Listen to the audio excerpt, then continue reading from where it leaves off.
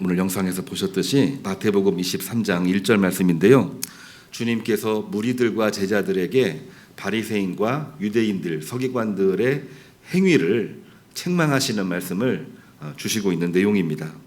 2절과 3절을 보면은 그들은 모세의 자리에 앉아 율법을 가르쳤다.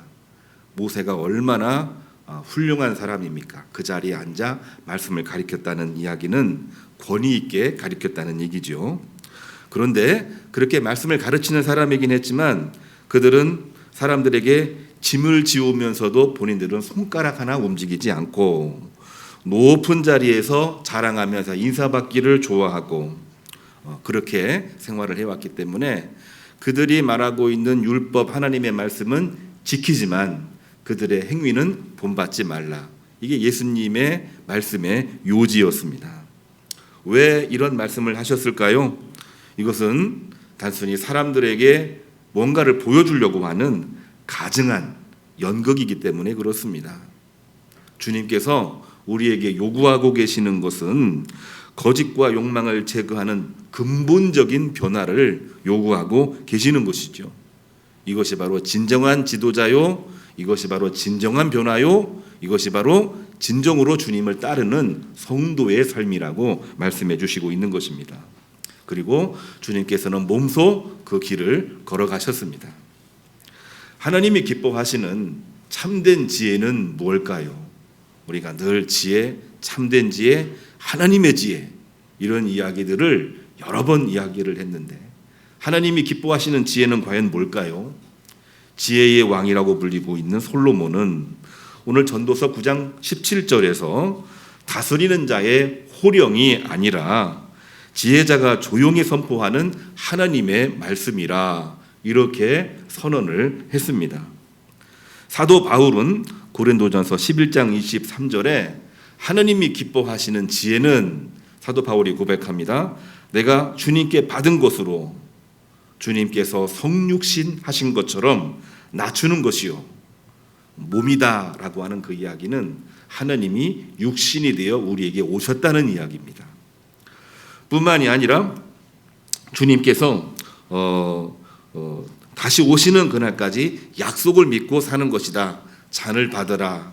이 잔은 언약의 피니라. 이렇게 말씀을 하셨다라고 하는 것이죠. 이것이 바로 하나님이 우리에게 주시는, 우리에게 기뻐하시는 참된 지혜라고 하는 것입니다. 두 가지로 하나님 말씀을 함께 나누려고 합니다. 다스리는 자의 호령이 아니라 가난한 지혜자가 조용히 선포하는 하나님의 말씀으로 사는 것입니다. 잠언 9장 17절 다스리는 자의 호령은 눈에 보이는 우매한 통치자를 말하고 있습니다. 다스리는 자의 호령 얼마나 우렁차고 멋이 있습니까? 그러나 눈에 보이기만 할 뿐 그 안에는 하나님의 지혜가 없기 때문에 우매한 통치자의 발언일 뿐이다. 솔로몬 지혜자 왕이 이 말씀을 선언하고 있는 것입니다. 이와 대조적으로 하시는 말씀이 뭐냐면은 가난한 지혜자, 가난하다고 하는 표현은 사람들 눈에 안 보인다는 얘기거든요. 잘 안 보이고 무시당하고 있지만 그 지혜자의 조용한 선포, 하나님의 말씀, 그 말씀은 하나님의 지혜요, 능력이요, 하나님의 탁월함을 말해주고 있는 것이다. 솔로몬이 아주 비유적으로 그리고 아주 드라마틱하게 표현한 하나님의 지혜, 참된 지혜에 관한 말씀이 여기에 나와 있는 것입니다. 14절을 보면은 그에 대한 설명이 나와 있어요. 큰 왕이 큰 흉벽을 쌓으려고 했으나 가난한 지혜자가 그 지혜로 성읍을 구했다. 왕은 성벽을 키워서 뭔가를 해보려고 했지만 사실은 한 게 하나도 없고 가난한 지혜자가 그 지혜로 성읍을 구했다.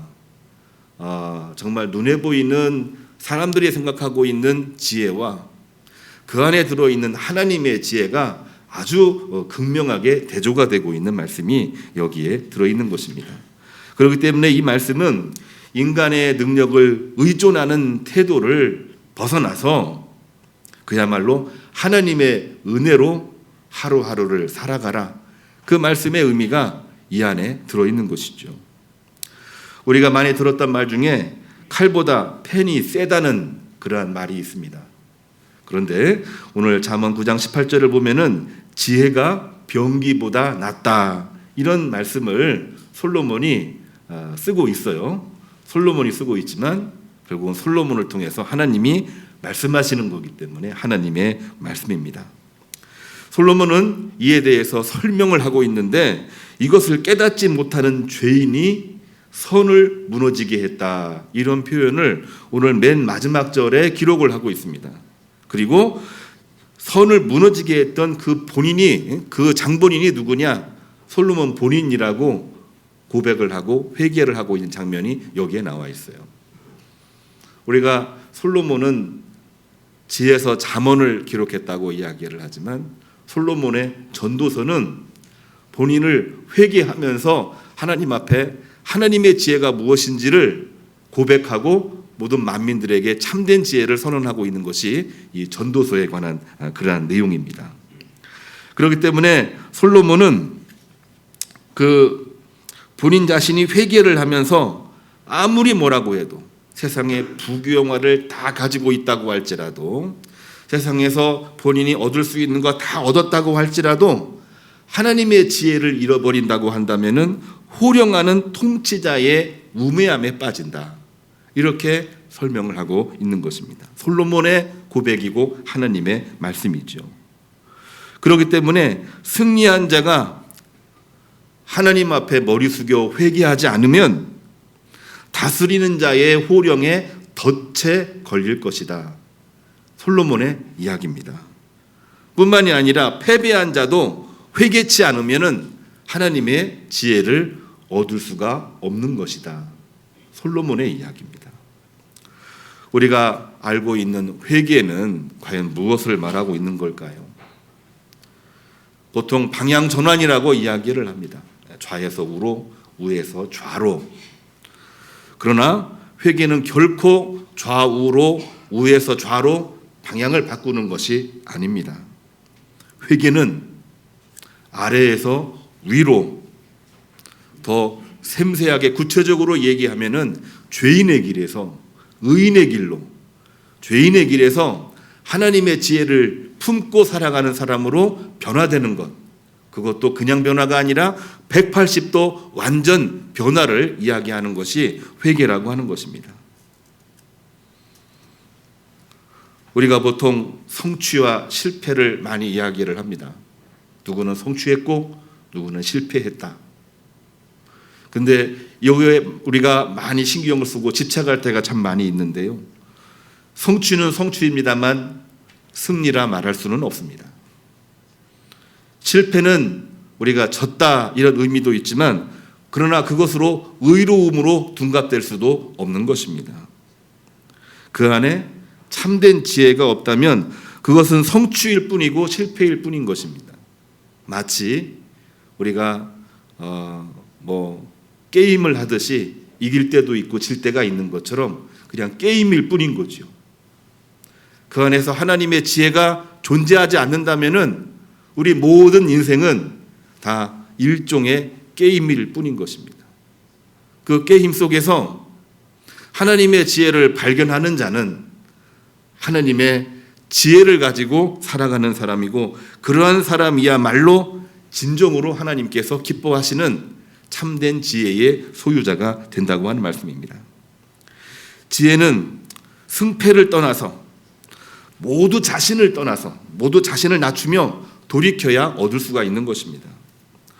오늘 두 번째로 읽은 말씀이 마태복음 23장인데요. 23장은 지도자에게 하나님의 지혜로 돌아오라, 회개를 촉구하고 자신을 낮추라, 이러한 말씀을 주시는 내용입니다. 오늘 읽은 말씀이죠. 그런데 23장을 읽기 이전에 22장을 보게 되면은 거기에서는 종들에게 이 말씀을 하시고 있는 것을 보게 됩니다. 지도자에게만 낮추라 그렇게 얘기한 것이 아니에요. 종들에게도 그 말씀을 하신 겁니다. 승리한 사람에게만 낮추라 그 얘기하신 것이 아니고요. 패배한 사람에게도 낮추라 이 말씀을 주님께서 하시고 계시는 것입니다. 자기를 낮춤으로 인해서 참된 지혜, 하나님의 지혜를 얻으라 이렇게 말씀하고 계신 것이 오늘 이 전도서에 나와 있는 말씀, 마태복음에 나와 있는 말씀의 핵심적인 요지가 되는 것입니다. 오늘날 교회와 성도들의 리더십이 과연 뭘까? 리더십, 교회가 또한 성도가 하나님이 원하시는 방향으로 이끌어갈 수 있는 힘, 이게 바로 교회와 성도의 리더십인데 그 리더십은 과연 뭘까요? 물론 승리도 필요하고 성취도 필요하고 힘도 필요하고 여러 가지 재능도 필요하고 수만 가지의 것들이 필요합니다만, 그러나 진정한 리더십은 자기 자신을 낮추며 회개하는 것이 진정한 리더십입니다. 왜 그렇게 말할 수밖에 없는 것일까요? 주님께서 그렇게 하셨기 때문에 그렇습니다. 주님께서 높은 보좌에서 이 땅에 몸으로 오셨어요. 육신으로 오신 겁니다. 자기 자신을 낮추신 것이죠. 자신을 낮추시면서 우리에게 언약의 잔을 주셨어요. 이 잔을 받으라. 이거는 언약의 피니라. 아무리 뭐라고 해도 이 땅에서 하나님의 약속을 믿고 오늘 하루를 살아가라. 이것이 바로 오늘날 예수님의 리더십이고 오늘날 교회와 크리스찬의 리더십이 되는 것입니다. 그렇기 때문에 우리 모든 성도들은, 오늘날 모든 교회는 모든 동역자 앞에, 심지어는 이 세상 앞에 욕망과 거짓을 내려놓고 낮추는 것이 필요합니다. 억울하다. 언제까지 교회는, 성도는 이런 억울함을 가지고 살아가야 되는가? 그런 마음이 있을 수 있습니다만은 그거를 뛰어넘어서 낮추며 돌이키는 것이 먼저입니다. 그리고 주님의 이름으로 다시 높임받는, 주님의 이름으로 다시 일으킴받는 참된 지혜를 소유하는 것이 오늘날 교회와 성도들의 리더십이라고 하는 사실이죠. 있습니까? 오늘날 우리 성도들에게 정말 참된 크리스찬의 리더십이 뭔가, 그 질문을 가지고 답을 내본다고 한다면은 하나님의 지혜를 소유하는 것입니다. 하나님의 지혜는 자신을 낮추며 하나님의 약속으로 다시 거듭나고 새 출발하는 것이 크리스찬의 리더십이 되는 것입니다. 이와 같은 내용을 사도 바울은 갈라디아 교회에 보낸 편지에서 이렇게 분명하게 선언을 하고 복음을 전했습니다. 내가 주님과 함께 십자가에 못 박혔나니 이제는 내가 산 것이 아니요 내 안에 그리스도께서 사신 것이니라. 내가 이 땅에서 육체로 살고 있는 것은 자기 자신을 버리신 하나님의 아들을 믿는 그 믿음 안에서 살아가고 있는 것이니라. 그렇게 고백을 하면서 본인의 리더십과 본인의 참된 지혜를 하나님을 품는 지혜로 설정을 하면서 말씀 전하고 살아갔다는 얘기죠. 오늘날도 힘듭니다만 사도 바울이 선교하고 말씀을 전했던 당시에는 오늘날보다도 훨씬 더 경제적으로 또 역병 문제로 수많은 여러 가지 정치적인 문제로 더 어려웠던 그러한 시기에 하나님이 주시는 리더십으로 참된 지혜를 품고 살아갔던 사도 바울의 고백이 되는 것입니다. 우리 자신을 뛰어넘어서 우리 안에 임재하신 하나님의 지혜로, 우리 자신 안에 임재하시는 성령의 능력으로 승리하시는 우리 모든 교우님들 되시기를 주님의 이름으로 축복합니다. 두 번째로는 자신을 낮추신 주님 몸과 주님 오시는 그날까지 언약으로 살아가는 것입니다. 바울은 고린도전서 11장 19절 너희 중에 파당으로 옳다 인정받는 자가 있지만, 파당으로 옳다 인정받는 자가 있다. 그러니까 쉽게 말해서 정치적으로 승리한 사람들이죠. 바울 당시에 정치적으로 승리한 사람이 누구입니까? 그것은 사두개인이었고 바리새인들이기도 했습니다. 그들은 본래 서로 원수가 돼서 어떤 때는 사두개인이 더 힘이 세기도 했고 상황에 따라서는 바리새인이 더 힘이 세기도 했습니다. 오늘날로 말하면은 여당이 사두개인이고 야당이 바리새인인 거예요. 그렇지만 그들이 그렇게 막 싸우고 있다가도 주님을 십자가에 못 박으라라고 얘기할 때는 하나가 돼서 주님을 십자가에 못 박았던 장본인들이 바로 사두개인들과 바리새인들입니다. 사도 바울 당시에도 마찬가지입니다. 너희 중에 타당으로 옳다 인정받는 자가 있는데 그들은 주의 만찬에 참여할 수 없을 것이다. 사도 바울이 고린도 교회에 편지했던 그러한 내용입니다. 왜냐하면 그러한 마음으로 참여하는 사람들은 어떤 사람들은 많이 먹어서 취하게 될 것이고 어떤 사람들은 적게 먹어서 배가 고프게 될 것이기 때문이다. 성찬, 애찬을 다 포함하고 있는 내용입니다.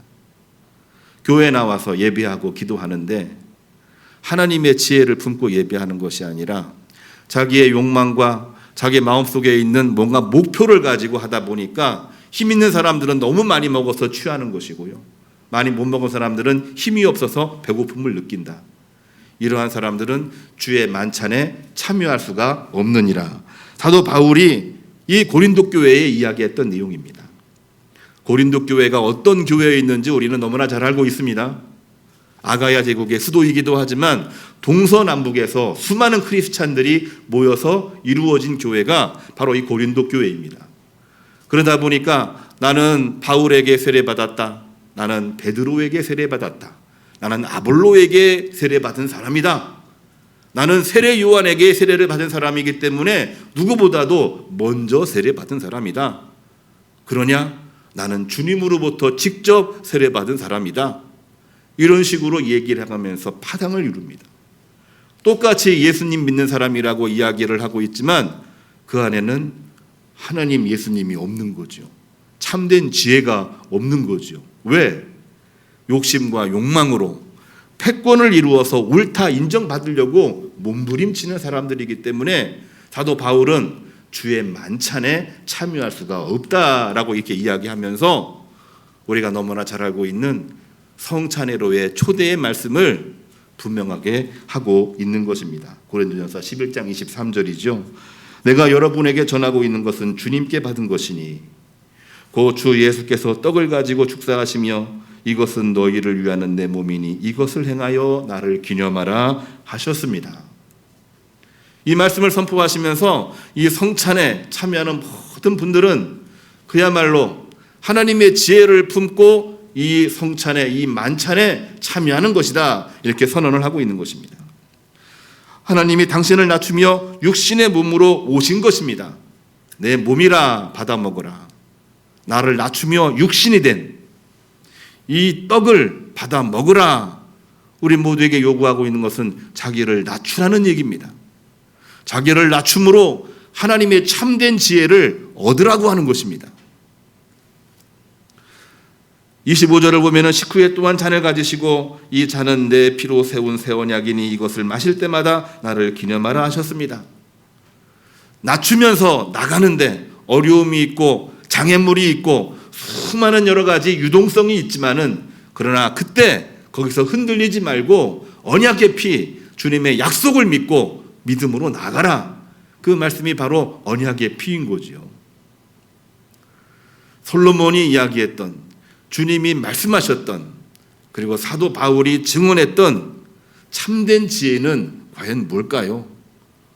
오늘날 어떠한 상황이 있다고 할지라도 이기는 자가 될 수도 있고 지는 자가 될 수도 있고 위에 있다 생각할 수도 있고 아래가 있다 생각할 수도 있고 상황이 좋다 좋지 않다 수많은 여러 가지 쟁점과 담론들이 있는 그러한 때에 우리가 하나님의 참된 지혜를 품지 않고서는 살아갈 수가 없는 것입니다.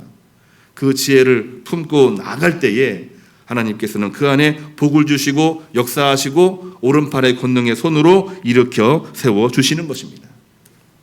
시편 기자는 시편 19편 11절에 이렇게 말하고 있습니다.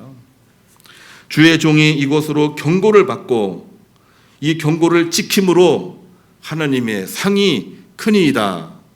시편 기자 늘 하나님을 찬양하는 그러한 인물이었는데요. 칭찬의 말도 많이 듣습니다마는 하나님께서 정말 심판하시고 진노하실 때에 그 경고를 듣고 돌이켜 지킴으로 하나님의 상이 크도다. 이렇게 고백을 하고 있는 것입니다.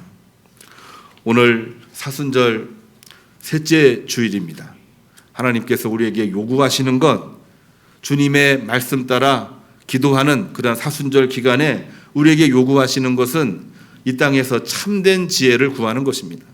온라인으로 예배를 드리는 분들이나 함께 모여서 예배를 드리는 모든 분들에게 하나님의 은혜와 사랑이 충만하게 넘치기를 주님의 이름으로 축복합니다. 기도하겠습니다.